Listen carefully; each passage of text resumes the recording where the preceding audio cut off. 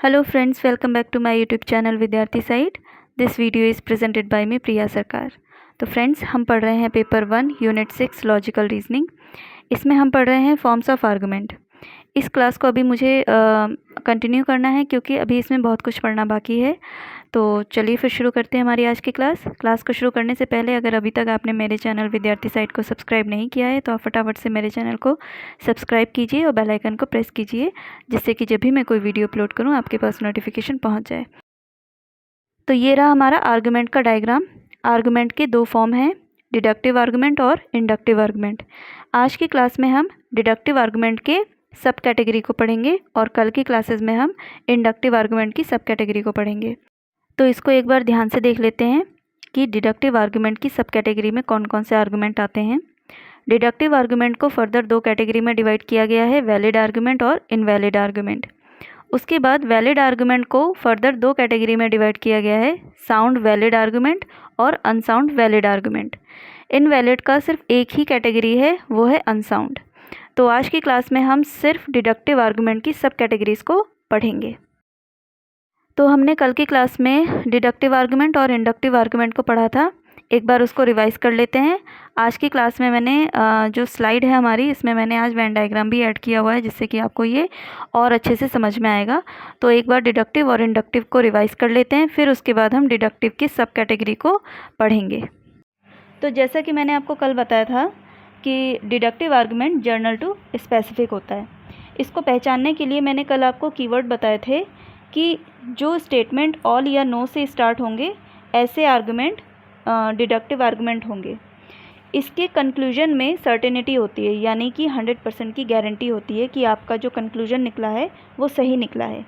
इसको कैसे चेक करेंगे, एक बार इसका एग्जांपल देख लेते हैं, जो कि मैंने अभी स्लाइड में मेंशन किया है और उसके साथ ही मैंने इसका वेन डायग्राम भी दिया हुआ है। पहला प्रमाइस है, मेरी कक्षा में सभी विद्यार्थी अच्छे हैं। दूसरा प्रमाइस है, राम मेरी कक्षा का विद्यार्थी है। इन दोनों प्रमाइसेस से मैंने क्या कंक्लूजन ड्रॉ किया है, इसीलिए राम एक अच्छा विद्यार्थी है। अब यहाँ पर इसका वेन डायग्राम चेक कर लेते हैं। एक तरफ गुड स्टूडेंट की कैटेगरी है और उसी में ऑल माई स्टूडेंट्स, यानी कि जो मेरी कक्षा के विद्यार्थी हैं वो गुड स्टूडेंट की कैटेगरी में आते हैं। और मेरी कक्षा में कौन पढ़ता है, राम पढ़ता है। राम कहाँ आ रहा है, मेरी कक्षा की कैटेगरी में आ रहा है। तो यहाँ से हम दो चीज़ों का कंफर्मेशन लेंगे। पहला तो ये कि हम जर्नल से स्पेसिफिक की तरफ आ रहे हैं, यानी कि जितने भी सभी अच्छे विद्यार्थी हैं ये जर्नल स्टेटमेंट है, और पर्टिकुलर की तरफ यानी स्पेसिफिक की तरफ आ रहे हैं, यानी राम की तरफ, सिंगल पर्सन की तरफ आ रहे हैं। तो ये जो है स्टेटमेंट या आर्गुमेंट, ये डिडक्टिव आर्गुमेंट है। दूसरा, इसमें सर्टेनिटी चेक करेंगे। सभी अच्छे विद्यार्थियों में मेरी कक्षा के विद्यार्थी आते हैं और मेरी कक्षा के विद्यार्थियों में राम भी आता है। इसका मतलब है कि जो कंक्लूजन है वो पूरी तरीके से सही है, 100% की गारंटी है कि राम एक अच्छा विद्यार्थी है। इसके बाद अगर हम इंडक्टिव आर्गुमेंट की बात करें तो inductive argument specific to general होता है। इसका कीवर्ड बताया था कल मैंने, जो स्टेटमेंट सम और सम नॉट से स्टार्ट होंगे ऐसे आर्गुमेंट इंडक्टिव आर्गुमेंट होंगे। अगर डायरेक्टली कहीं पर सम या सम नॉट मेंशन नहीं है तो हो सकता है आपको इस तरीके का स्टेटमेंट दें, जैसे सभी देशों में से 4 देश, सभी बच्चों में से 5 बच्चे। जहाँ पर आपको सम का सेंस समझ में आता है, इस तरीके के जो आर्गुमेंट होंगे वो इंडक्टिव आर्गुमेंट होंगे। और जो इंडक्टिव आर्गुमेंट का कंक्लूजन होता है उसमें प्रोबेबिलिटी होती है, यानी कि 100% की अश्योरिटी नहीं होती है, 100% की गारंटी नहीं होती है। इसको एक बार देख लेते हैं। इसका एग्जांपल है, प्रीमाइस 1 में लिखा है इस टोकरी के कुछ फल सड़े हुए हैं। दूसरा है ये सेब इसी टोकरी का है। इन दोनों प्रीमाइसेस से हमने कंक्लूजन निकाला, इसीलिए हो सकता है ये सेब भी सड़ा हुआ हो। तो इसमें इंडक्टिव आर्गुमेंट में पहचानने की कई सारी चीज़ें हैं। देखिए, सबसे पहले इसमें लिखा हुआ है सम, यानी कि जो सम वाला स्टेटमेंट होगा वो इंडक्टिव आर्गुमेंट होगा। दूसरा, इसका जो कंक्लूजन है उसमें देखिए आप सर्टेनिटी नहीं है, प्रोबेबिलिटी है, यानी कि माइट बी करके लिखा हुआ है या फिर शायद करके एक सेंस आ रहा है कि हो सकता है कि ये फल सड़ा हुआ हो। तो यहाँ पर जो ब्लू वाला पार्ट है वो है बास्केट का, उसके अंदर कई सारे फल रखे हुए हैं, जिसमें से कुछ फल सड़े हुए हैं, यानी कुछ सेब सड़े हुए हैं, उसको रेड रीज़न से दिखाया गया है। अब ये जो एप्पल है ये कहीं पर भी हो सकता है, फ्रेश फ्रूट में भी आ सकता है और रोटन फ्रूट्स में भी आ सकता है। इसीलिए जो इसका जो कंक्लूजन हमने ड्रॉ किया है कि therefore this apple is probably rotten, मतलब कि हो सकता है कि ये सेब सड़ा हुआ है, हो सकता है यानी कि श्योरिटी नहीं है, हो सकता है ये ताज़ा हो और हो सकता है ये सड़ा हुआ हो।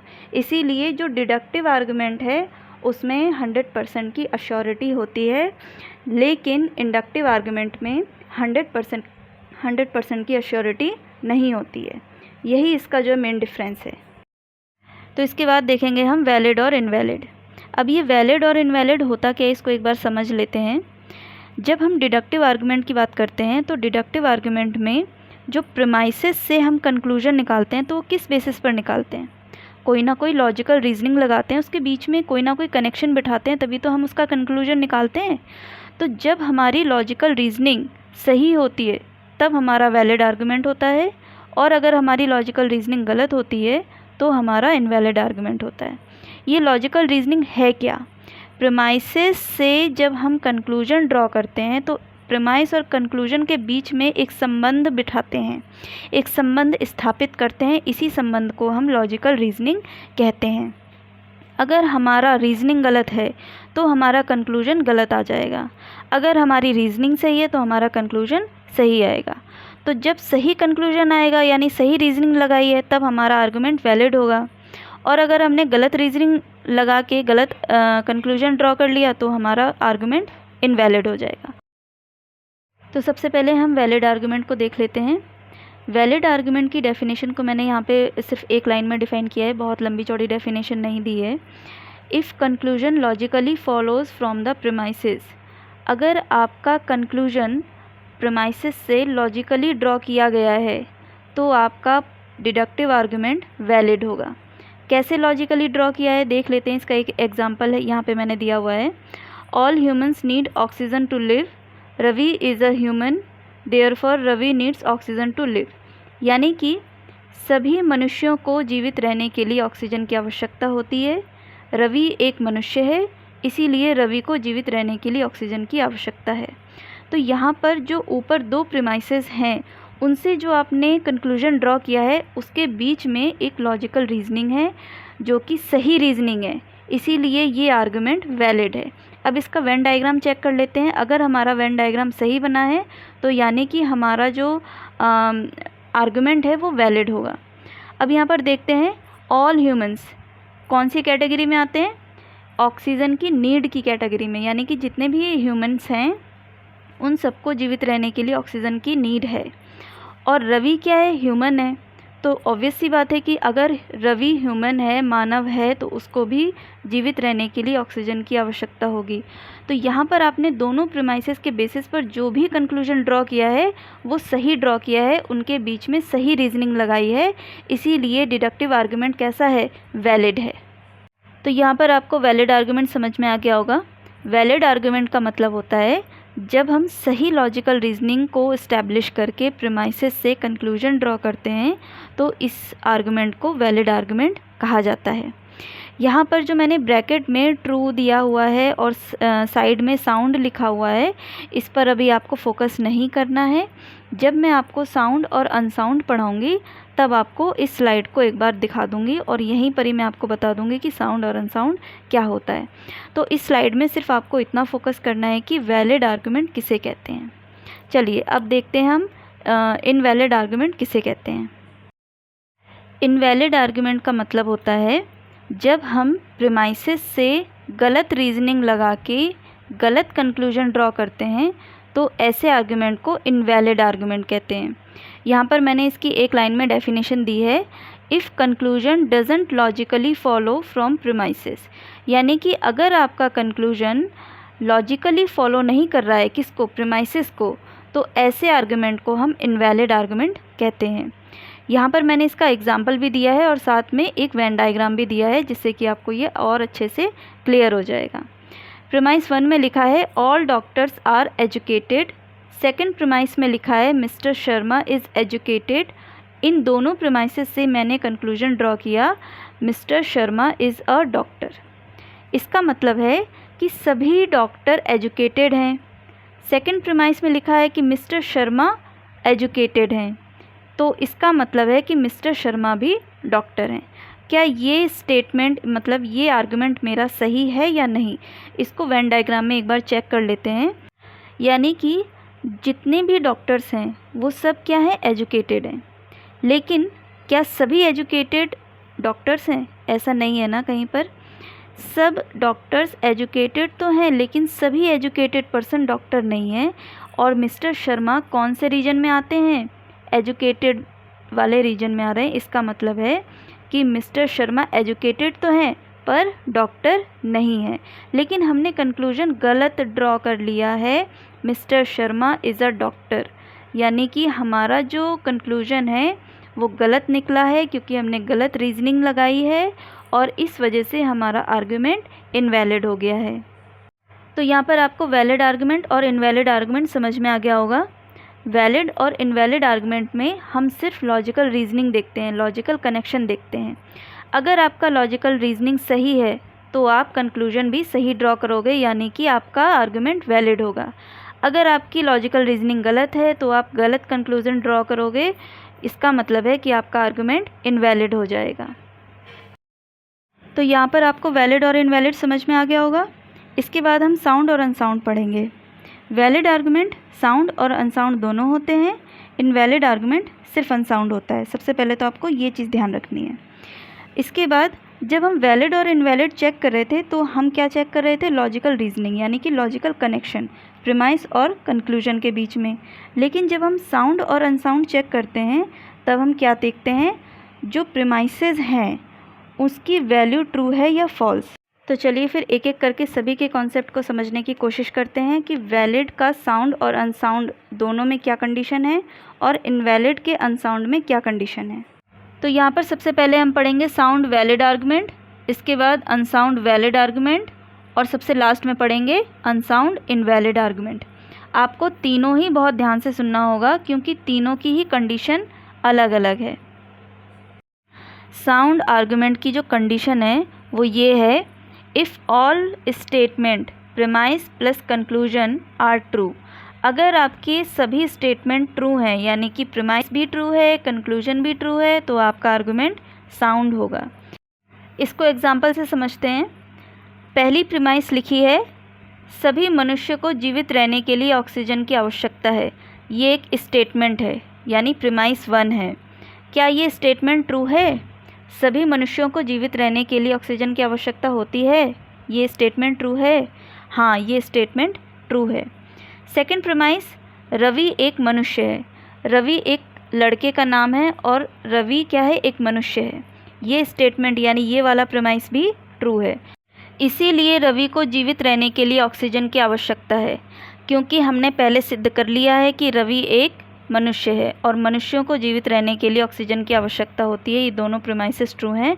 तो हमने कंक्लूजन भी ये ड्रॉ किया है कि रवि एक मनुष्य है और उसको जीवित रहने के लिए ऑक्सीजन की आवश्यकता है, यानी कि ये स्टेटमेंट भी आपका ट्रू हो गया। तो कुल मिलाकर के दोनों प्रीमाइसेस अगर ट्रू होंगी तो आपका आर्गुमेंट साउंड होगा, और जब दोनों प्रीमाइसेस ट्रू होंगी तो लॉजिकल रीजनिंग के हिसाब से आपका कंक्लूजन का जो स्टेटमेंट होगा वो भी ट्रू होगा। तो आपको सिर्फ इतना याद रखना है कि अगर आपकी दोनों प्रीमाइसेस ट्रू हैं, दोनों प्रीमाइसेस का जो स्टेटमेंट है वो ट्रू है, तो आपका आर्गुमेंट साउंड होगा। इसके बाद पढ़ेंगे हम अनसाउंड वैलिड आर्गुमेंट।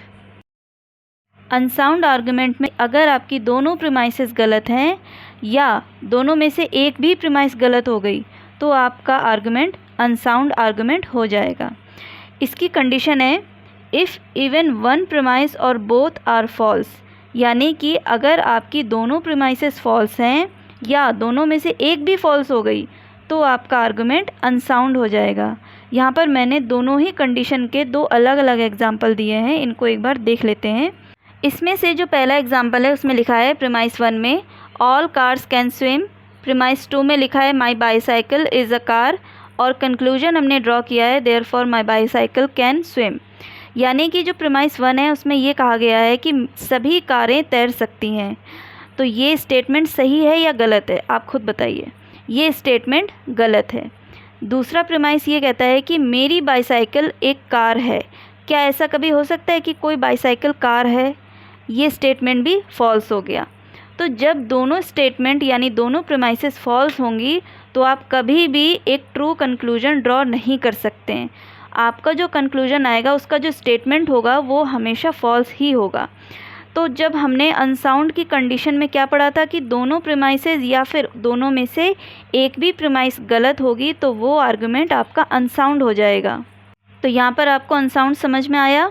इसका दूसरा एग्जाम्पल देखते हैं।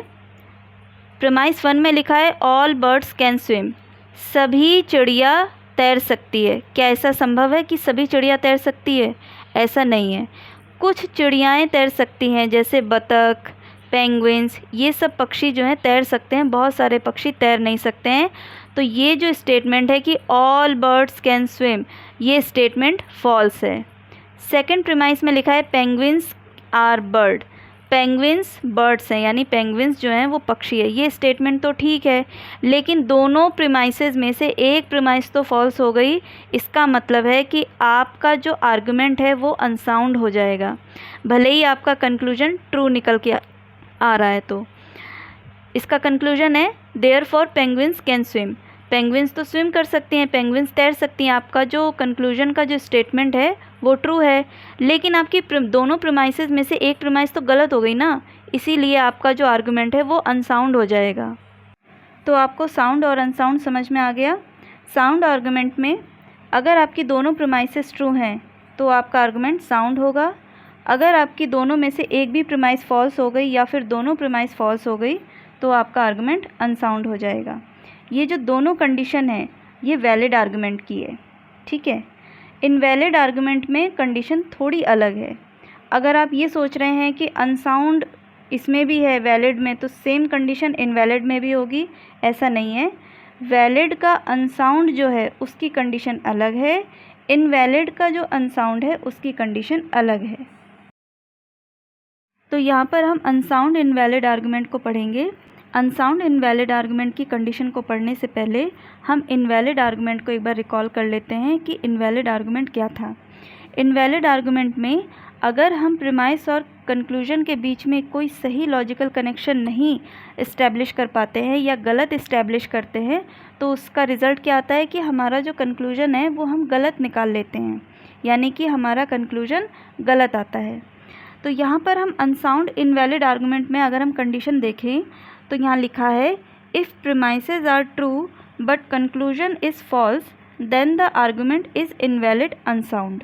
यानी कि अगर हमारी प्रीमाइसेस सही भी हैं फिर भी अगर हम कोई लॉजिकल कनेक्शन नहीं इस्टेब्लिश कर पा रहे हैं या गलत इस्टेब्लिश कर लिया है और हमने कंक्लूजन ड्रॉ कर लिया है तो वो कंक्लूजन कैसा होगा?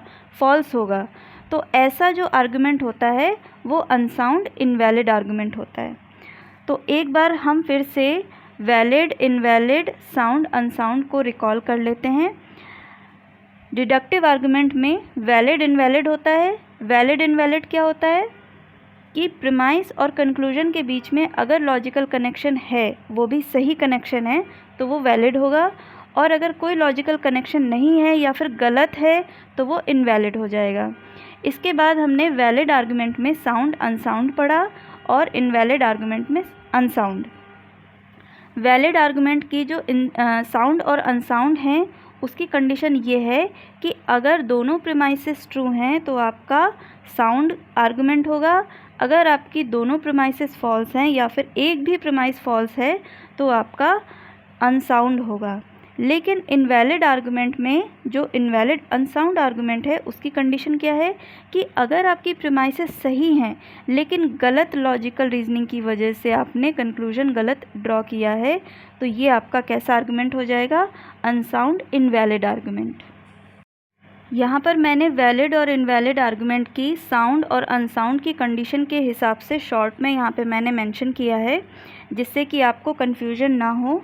और अगर आपको कन्फ्यूजन होता है तो आप वीडियो को 2 से 3 बार सुनिए, उसके बाद आपको ये सारा कन्फ्यूजन दूर हो जाएगा। और लास्ट में आप इस स्लाइड को एक बार देखिए जिससे कि आपको और ज़्यादा क्लियर हो जाएगा।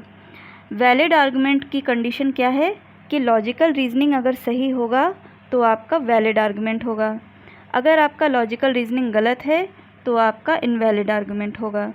वैलिड आर्गुमेंट में जो साउंड अनसाउंड की कंडीशन है वो क्या कंडीशन है कि अगर दोनों प्रीमाइसेस ट्रू हैं, पहला जो पॉइंट है वो क्या लिखा है, दोनों प्रीमाइसेस अगर ट्रू हैं तो आपका कंक्लूजन भी ट्रू होगा, तो ये आपका साउंड वैलिड आर्गुमेंट हो जाएगा। सेकंड कंडीशन क्या है कि अगर आपकी दोनों प्रीमाइसेस फॉल्स हैं तो आपका कंक्लूजन भी फॉल्स आएगा। भाई दोनों प्रीमाइसेस फॉल्स हैं तो आप ट्रू कैसे निकाल लोगे, आपका कंक्लूजन भी फॉल्स होगा, तो ये अनसाउंड हो जाएगा। क्यों? क्योंकि प्रीमाइसेस फॉल्स हैं। और इसकी जो तीसरी कंडीशन है वो ये है कि अगर आपका एक प्रीमाइस फॉल्स है और एक प्रीमाइस ट्रू है तो भी आपका जो वैलिड आर्गुमेंट है वो कैसा होगा, अनसाउंड होगा। इसके बाद है इनवैलिड अनसाउंड आर्गुमेंट। यहाँ पर आप एक चीज़ ध्यान रखिए कि वैलिड आर्गुमेंट का जो अनसाउंड है और इनवैलिड आर्गुमेंट का जो अनसाउंड है, दोनों की कंडीशन में डिफरेंस है, दोनों की कंडीशन सेम नहीं है। जैसा कि वैलिड आर्गुमेंट के अनसाउंड में दोनों प्रीमाइसेस या तो गलत होंगी या फिर दोनों में से एक गलत होंगी, ये तो वैलिड का अनसाउंड हो गया। लेकिन इनवैलिड के अनसाउंड में सिर्फ एक ही कंडीशन है, वो आपको बहुत आसानी से याद रहेगी। क्या कंडीशन है कि दोनों प्रीमाइसेस के ट्रू होने पर भी इनवैलिड आर्गुमेंट अनसाउंड है। तो आज की क्लास में बस इतना ही। आज की क्लास आपको कैसी लगी मुझे ज़रूर बताइएगा। अगर आपको मेरे चैनल की वीडियोस इन्फॉर्मेटिव लगती हैं तो आप मेरे चैनल को लाइक, शेयर और सब्सक्राइब कर सकते हैं। Thank you.